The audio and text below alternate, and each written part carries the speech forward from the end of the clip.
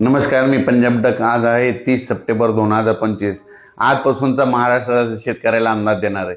सर्वप्रथम महाराष्ट्रातल्या शेतकऱ्यासाठी आनंदाची बातमी की राज्यातला पाऊस म्हणजे 8 ऑक्टोबरपासून राज्यात चांगलं सूर्यदर्शन होणार आहे आणि 8 तारखेच्या नंतर पाऊस काही येणार नाही म्हणून ही अंदाज लक्षात येतात.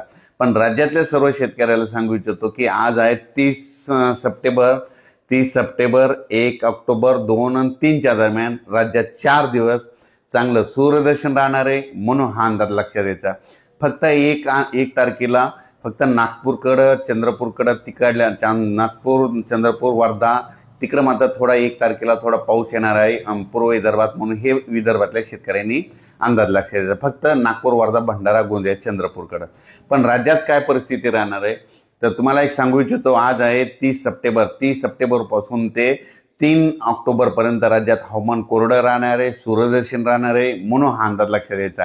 मग त्याच्यानंतर पावसाची परिस्थिती काय राहणार आहे, कारण की शेतकऱ्याचं सोयाबीन काढणी झालेलं आहे. तर जे सोयाबीन काढणी झालेले शेतकऱ्यांना सांगू इच्छितो की राज्यामध्ये परत काय होणार आहे, 4 ऑक्टोबर, 5 आणि 6 आणि 7च्या दरम्यान त्या 4 दिवसामध्ये परत एकदा राज्यात पावसाचं वातावरण तयार होणार आहे म्हणून हा अंदाज लक्षात. तर तुम्हाला एक सांगू इच्छितो तो पाऊस काय होणार आहे. 3 तारखेला यवतमाळ जिल्हा, नांदेड जिल्हा, इकडं बिलोली, इकडं चंद्रपूरकडं 3 तारखेला थोडं आगमन करणार आहे म्हणून हा अंदाज लक्षात. त्याच्यानंतर 4 तारखेपासून त्याचा प्रवास पुढे वाढत जाणार आहे. 4 तारखेपासून तो नांदेड जिल्हा, लातूर जिल्हा, सोलापूर जिल्हा करत मराठवाड्याकडे येणार आहे म्हणून हा अंदाज लक्षात घ्यायचा. त्याच्यानंतर 4 पासून ते 7 तारखेपर्यंत राज्यात विदर्भ, पूर्व विदर्भ, पश्चिम विदर्भ, दक्षिण महाराष्ट्र, उत्तर महाराष्ट्र आणि कोकणपट्टी, खानदेश सगळीकडे हा पाऊस तुम्हाला एक सांगू इच्छितो की नांदेड जिल्हा, हिंगोली जिल्हा, यवतमाळ जिल्हा, परभणी जिल्हा, लातूर जिल्हा, धाराशिव जिल्हा, बीड जिल्हा, जालना जिल्हा, हिंगोली जिल्हा, इकडं बुलढाणा जिल्हा, अकोला, अमरावती, वर्धा, नागपूर, भंडारा, गोंदिया, त्याच्यानंतर बुलढाणा जिल्हा, त्याच्यानंतर संभाजीनगर, अहिल्यानगर, त्याच्यानंतर पुण्याहून त्याच्यानंतर इकडं मुंबईहून त्याच्यानंतर सांगू इच्छितो की नंदुरबार, धुळे, जळगाव, नाशिक हा पाऊस काय होणार आहे 4 तारखेपासून ते 7 तारखेच्या दरम्यान पडणार आहे म्हणून हा अंदाज लक्षात. काही भागात थोडा जास्त राहील, काही भागात कमी राहणार आहे, पण खूप काही एवढा मोठा नसणार आहे म्हणून हा अंदाज लक्षात येतात.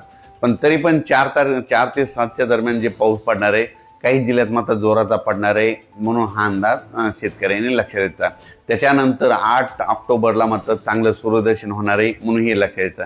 आणि शेतकऱ्याला एक मी म्हणत असतो ना की पाऊस निघून जाणार हे कशाने ओळखायचं, तर निसर्ग संकेत देतं की आज देखील औंढा तालुक्यामध्ये बऱ्याच ठिकाणी जाळेधुई दिसली. त्याच्यानंतर 2 तारखे म्हणजे त्या दिवशी 28 तारखेला पूर्णा तालुक्यात बऱ्याच ठिकाणी जाळेधुई पाहायला मिळाली.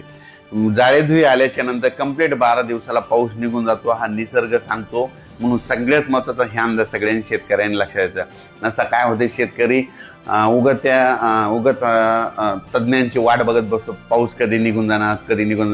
पण सर्वप्रथम सांगू इच्छितो आता जाळीधुई दिसली, समजा ह्या 2 दिवसात परत आणखी जाळीधुई दिसली की लगेच आपण म्हणायचं आता 12 दिवसाला पाऊस निघून जाणार आहे. हे अंदाज निसर्ग शेतकऱ्यांना देते म्हणून सगळ्यात महत्त्वाचं हे लक्षात येतं. त्याच्यानंतर शेतकऱ्याला सांगू इच्छितो की 8 ऑक्टोबरपासून राज्यात चांगलं सूर्यदर्शन होणार आहे.